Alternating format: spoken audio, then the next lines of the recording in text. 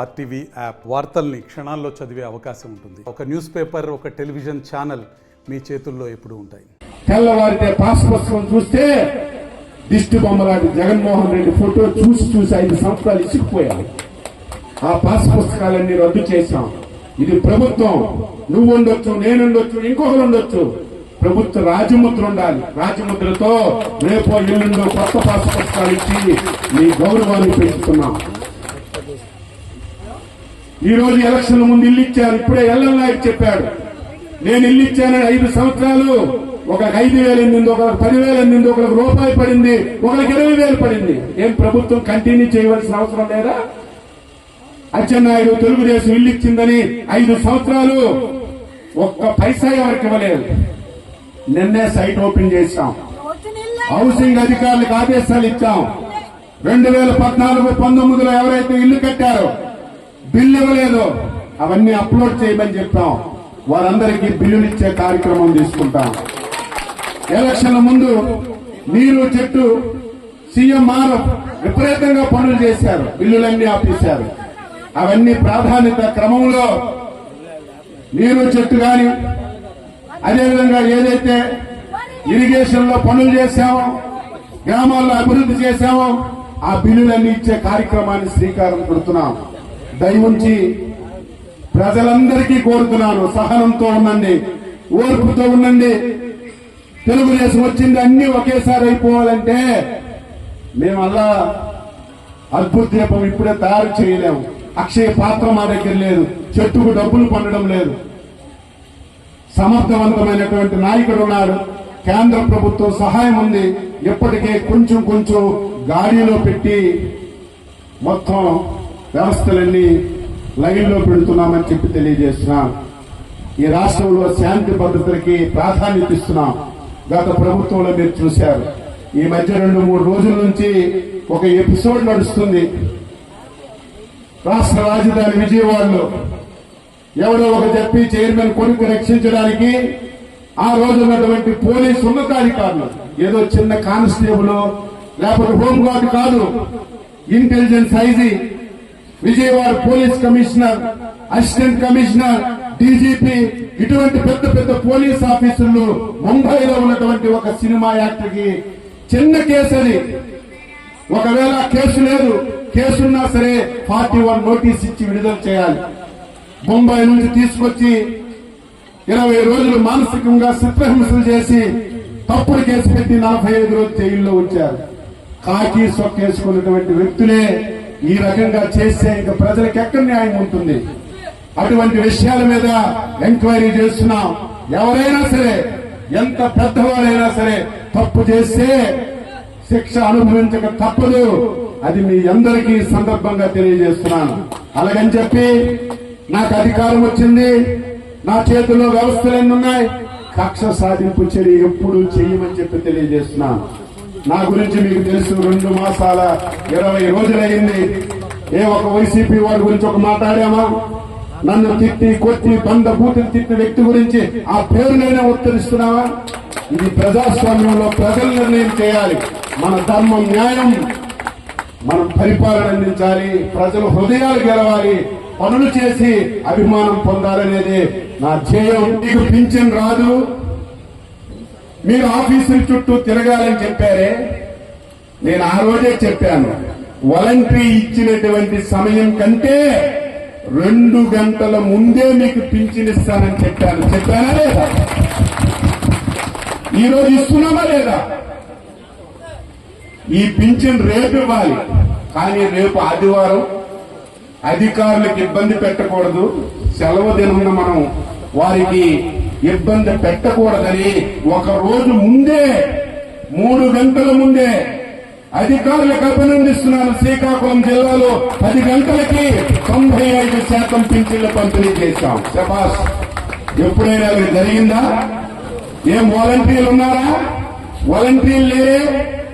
ప్రభుత్వ ఉద్యోగులు, సచివాలయ ఉద్యోగులతో ఈ కార్యక్రమాన్ని పూర్తి చేశామని ఈ సందర్భంగా గ్రామస్తులందరికీ తెలియజేస్తూ రాష్ట్ర ముఖ్యమంత్రికి హృదయపూర్వకంగా అభినందనలు తెలియజేస్తున్నాను. అయితే చాలా మందిలో బాధ ఆవేదన ఉంది. వైసీపీ ప్రభుత్వంలో ఇచ్చినటువంటి పింఛన్లే ఇస్తున్నారు, కొంత పింఛన్లు లేవు.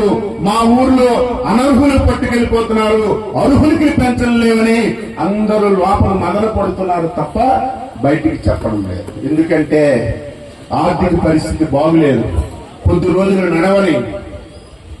తప్పనిసరిగా ఒక సమర్థవంతమైన నాయకుడు ప్రభుత్వం ఉంది, అర్హత కలిగిన ప్రతి ఒక్కరికి పింఛన్లు వస్తాయని ఒక ఆత్మవిశ్వాసంతో ప్రజలందరూ కూడా ఉన్నారు. దీన్ని కూడా అర్థం చేసుకున్నాం. అనర్హులు పెన్షన్లు చాలా ఎక్కువ వెళ్తున్నారు. ఒక ఉదాహరణ, ఈ మధ్యకాలంలో కోటబొమ్మాలి మండలంలో ఎన్ఆర్జీఎస్ సామాజిక రివ్యూ జరిగింది. రివ్యూ జరిగితే ఆ రివ్యూలో ఒక గ్రామానికి సంబంధించి బెత్తరపోయిన విషయాలు బయటపడ్డాయి. ఆ గ్రామం పేరు చెప్పను. బెత్తరపోయిన విషయాలు ఏమిటంటే ఆ గ్రామంలో 2000 మంది జనాభా ఉన్నారు, 325 పింఛన్లు వస్తున్నాయి.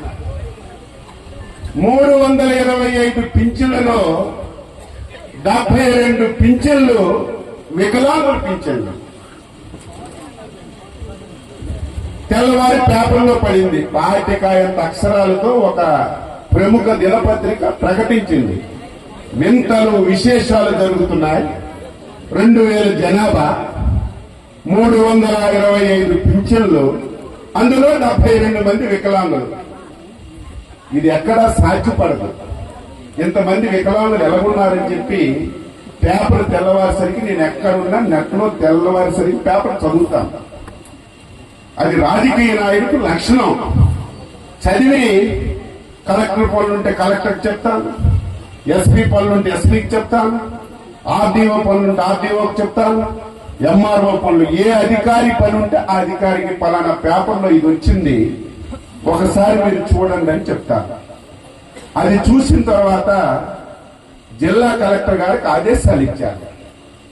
ఇమీడియట్ గా ఆ గ్రామానికి పీడీ డిఆర్డీఏ ఒక బృందాన్ని పంపించండి, సమర్థవంతమైనటువంటి డాక్టర్ని పంపించండి, ఆ 70 మందిని 72 మందిని ఒకసారి వెరిఫై చేయండి అని కలెక్టర్ గారికి ఆదేశాలు ఇచ్చారు.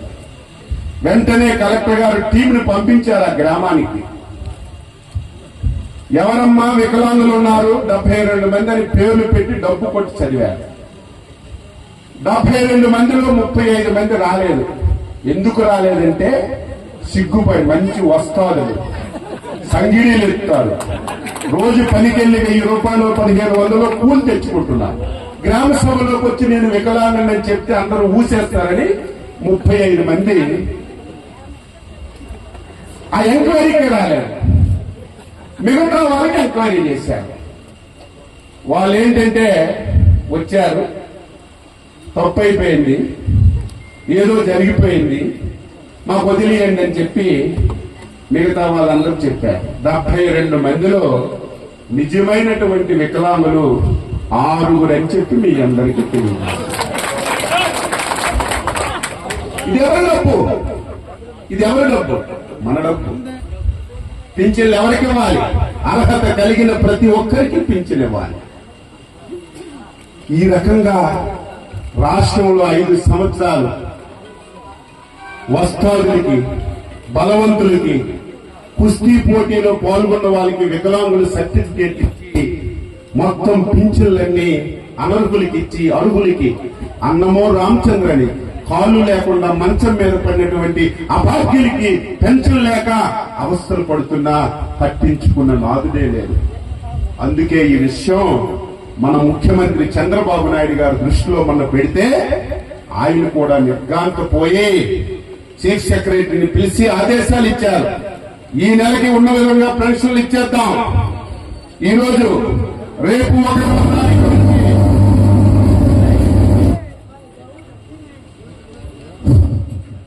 1వ తారీఖు నుంచి రాష్ట్రం మొత్తం మీద ప్రతి గ్రామానికి అధికారులు వస్తారు, సమర్థవంతమైన డాక్టర్లు వస్తారు, సర్టిఫికేట్లన్నీ వెరిఫై చేస్తారు.